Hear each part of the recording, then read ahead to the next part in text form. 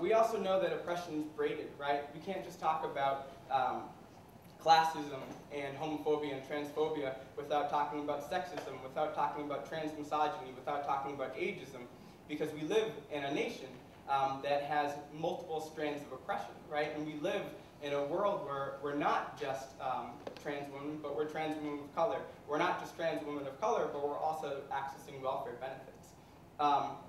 And so that when we organize, when we're at the center, when we're organizing around the multiple issues that are shaping our lives, we need to do it in a way that's reflecting the world that we want to make, right? So one of the things that we talk about consistently in our organizing is power. And how does power exist in our lives, and how does it exist in our organization? And so we think that organizing horizontally, organizing in a world where we're constantly interrogating power in our relationships in Queers for Economic Justice and in the outside world is really important and is vital to building and living in this really rich history and this really rich tradition of organizing, of queer liberation and gender self-determination. So I want to pause a little bit there.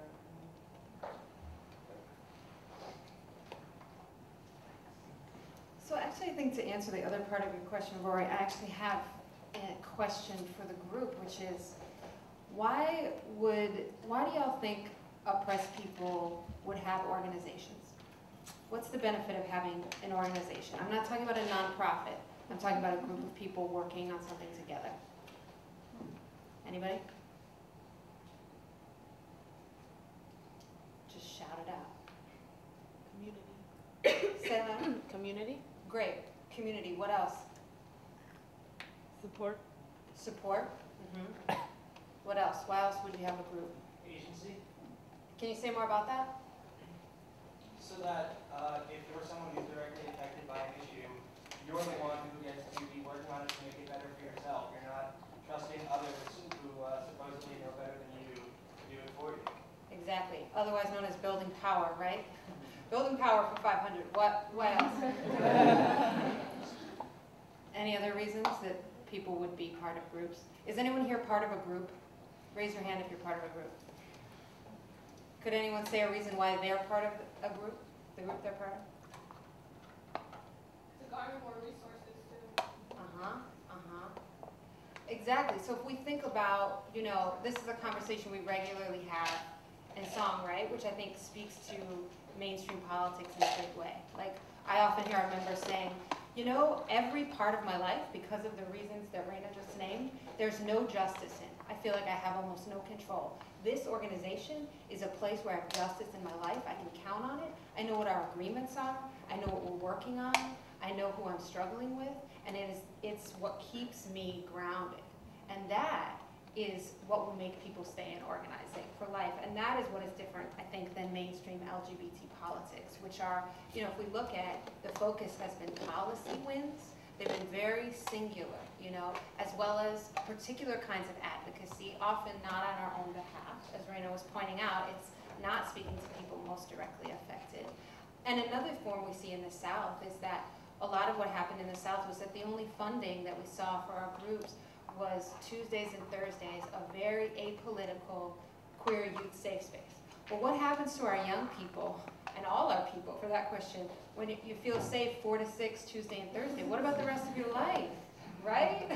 It doesn't necessarily mean that you go into the rest of your life with any tools for how to build power and make actual change for you, your families, and your communities. And that's why I think organizing and intersectional organizing is so much more relevant and so much less patronizing to our young folks and our folks of all ages that are coming into the movement at any point than a strategy that's, a very policy-based, or a lot of what we've seen in the South is that people in the South are really, really pissed off at the big money in the North because thrown money on campaigns that have been lost, not developed the leadership at all, and then just took all the resources and left. And that doesn't help do anything to really build the power in our communities. So I think that my answer would be, in terms of the mainstream LGBT movement, is that are we committed to building power that will make actual transformative change, or are we going to just be focused on individual policy wins that will affect the most privileged people in our communities? But I think in order to really think about organizing, we have to go to that question of why groups. and what's possible as a group that's not possible when we're an email list, that's not possible when we're a social network. Like what's possible when we're actually taking on issues, campaigns, or projects and working them through. And so I think the other part of that that comes up, of course, is that being part of a group it's a little bit more fragile sometimes.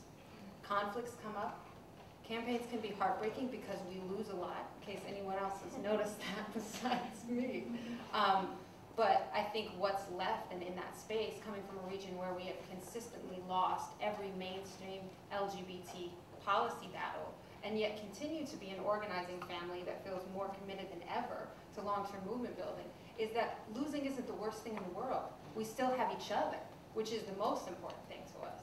So I think that's, really, to me, it's a very visceral difference between the mainstream LGBT politics and what we got going on.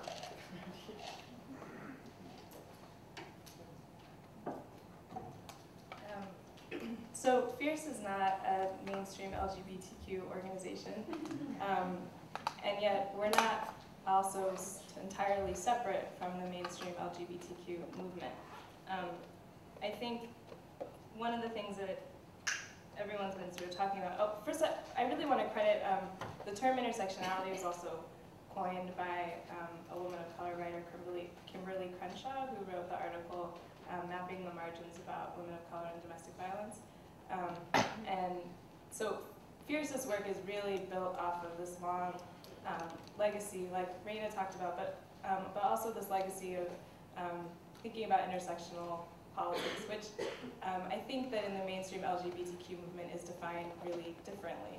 So it's not that the mainstream movement doesn't take claim to intersectionality, but it's in a really different way of thinking about it. So it's thinking about like how diverse are the people at the table, or working on like sort of issues of racism and oppression sort of within the movement, but kind of with this mainstream lens. And intersectionality, if you look at articles like the Kawahi River Collective Statement or the work of Kimberly Crenshaw and other writers like Kathy Cohen, who talked about how movements deal with issues that come up that are intersecting and the way that movements make choices around prioritizing certain issues.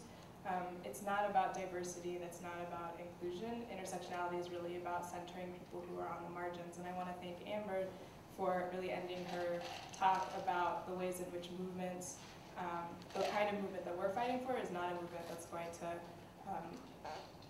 be oppressing other people or creating more margins, but actually trying to use intersectionality as a lens for thinking about what strategies and what visions for liberation can we work for that are going to be most inclusive and actually center the people on the margins, because that's where we're actually going to find liberation for the most amount of people versus centering people who are most at the center and then just accepting that there's always going to be people at the margins of our movements.